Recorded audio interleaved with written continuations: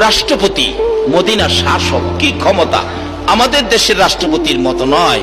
রাষ্ট্রপতি যিনি ভাগ ভাল্লুককে পর্যন্ত বিচার করার ক্ষমতা রাখে।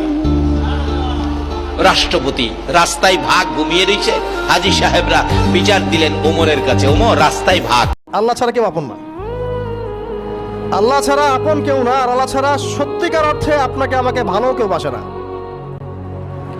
শুধু আল্লাহ আপনাকে ভালোবাসেন। এটা আপনারা হারে হারে উপলব্ধি করবেন যত দিন যাবে ইনশাআল্লাহ।